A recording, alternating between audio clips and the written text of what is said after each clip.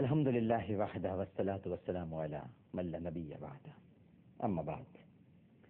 کیو ٹیلی vision دیکھنے والے تمام ہی ناظرین کو پوری دنیا میں ہماری ٹرانسمیشن اس وقت دیکھی جا رہی ہے، سب کو بہت ہی خلوص، ادب اور احترام کے ساتھ عامر لیاقت حسین کا السلام علیکم۔ ناظرین کرام، ہم میں سے اکثر لوگ ایسے ہیں، پروگرام ہمارا ہے آئیے اصلاح کریں، ہم میں سے اکثر لوگ ایسے ہیں کہ جن پر اگر کوئی مصیبت آ جائے تو اس کا کھل کر اظہار کرتے ہیں، مگر جو نعمتیں انہیں حاصل ہیں اس کا چرچا نہیں کرتے۔ حالانکہ اللہ فرماتا ہے وَأَمَّا بِنِعْمَةِ رَبِّكَ فَحَدِّثْ، اور اپنے رب کی نعمتوں کا خوب چرچا کیا کرو۔ اب ایمان کا تقاضا تو یہ ہے ناظرین کرام کہ ان نعمتوں کی قدر کی جائے جن سے اللہ تعالیٰ نے ہم کو نواز رکھا ہے، احساس بھی کیا جائے ان کا اور قدر بھی کی جائے۔ یعنی زندگی میں اگر آپ کے پاس، ایک بات کہتا ہوں کہ زندگی میں اگر آپ کے پاس غم کی 100 وجوہات ہیں تو سچ کہتا ہوں کہ آپ کے پاس 1000 وجوہات خوش رہنے کی بھی ہوں گی، بالکل ہوں گی آپ کے پاس غم کی 100 وجوہات، اس سے انکار نہیں ہے، لیکن 1000 وجوہات تو ایسی بھی ہیں جو آپ کو خوش ہونے کا موقع فراہم کرتی ہیں۔ بہت بڑے بزرگ ہیں شیخ سعدی رحمہ اللہ تعالی، وہ فرماتے ہیں کہ ایک وقت مجھ پر ایسا بھی آیا، شیخ سعدی نے حکایات سعدی میں لکھا ہے، ایک وقت ایسا بھی آیا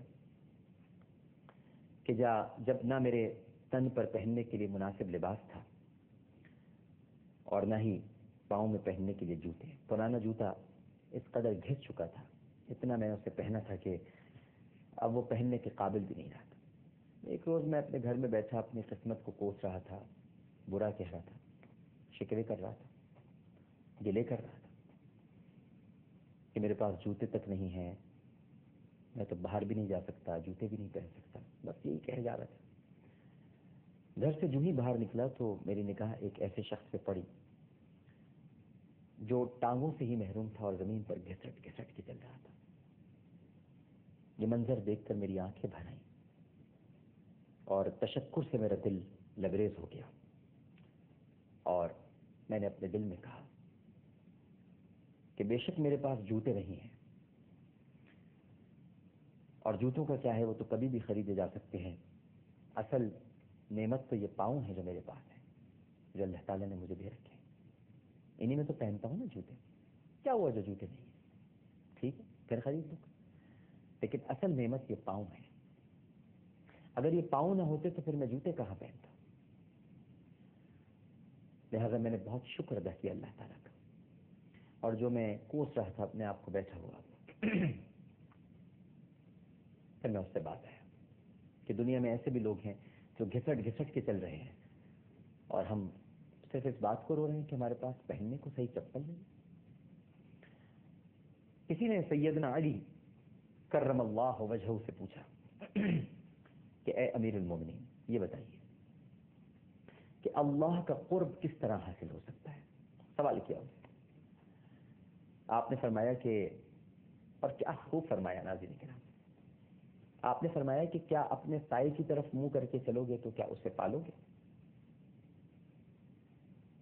وہ شخص حیران رہ گیا، جواب نہیں بن پایا کہ میں نے سوال کیا اور جواب کیا مل رہا ہے۔ تو آپ نے فرمایا کہ ہرگز نہیں، تم اس تک نہیں پہنچ سکتے،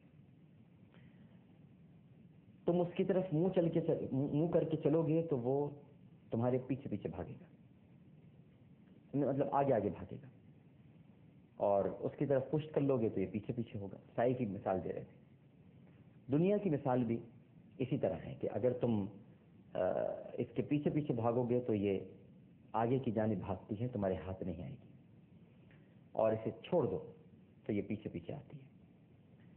اس ریاکار دنیا کی جانب جب تم پشت کر لو گے، حضرت علی نے فرمایا، تو یہی قرب الہی ہے۔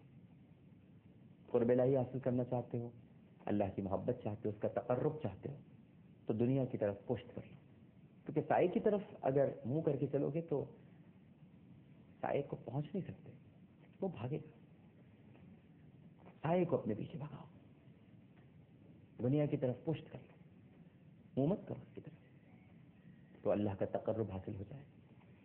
پھر کسی نے سیدنا علی کرم اللہ وجہہ سے دریافت کیا کہ یہ بتائیے کہ ریاکار کی پہچان کیا ہے، ہم کیسے پہچانیں کہ کون ریاکار ہے، مکر اور فریب سے کام لے رہا ہے، اس کے اندر ریاکاری ہے؟ تو آپ نے فرمایا اور یہ بھی پوچھا کہ یہ بھی بتائیے کہ دنیا سے پیٹھ پھیر لینا یہ کس طرح سے ممکن ہے؟ ایک تو ریاکار کی پہچان بتائیے، اور یہ بھی بتائیے کہ دنیا سے پیٹھ کر لیں، یہ آپ نے فرمایا کہ پشت کر لیں، تو یہ کیسے ممکن ہے؟ تو شیر خدا نے ارشاد فرمایا کہ تمہارے سینے میں ایک لوتھڑا ہے دل، اس کی صفائی کر لو تو سارے پردے خود بخود اٹھ جائیں گے، اس لوتھڑے کی صفائی کر لو اور ساری راہیں خود بخود آسان ہو جائیں گی۔ ریاکاری کو دل سے نکال دو، دل سے جب ریاکاری نکل جائے گی، صفائی ہو جائے گی، طہارت ہو جائے گی، تو پھر تم صالح کام انجام دے سکو گے، ورنہ نہیں دے سکو۔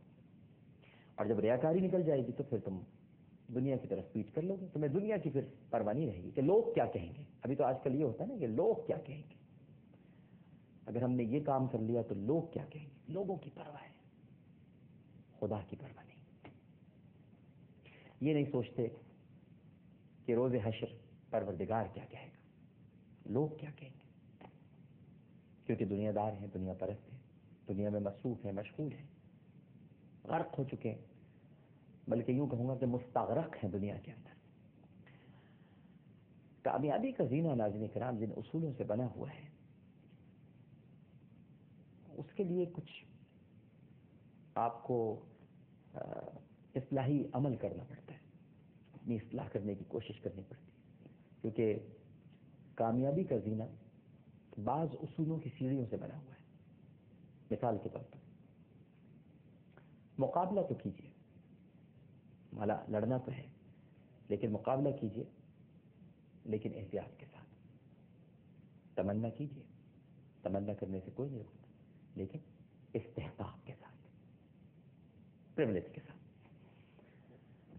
ملاقات کیجیے لیکن وقار کے ساتھ، بات کیجیے بالکل کیجیے لیکن اختصار کے ساتھ، کیونکہ کم کھانا، کم بولنا اور کم سونا عبادت ہے۔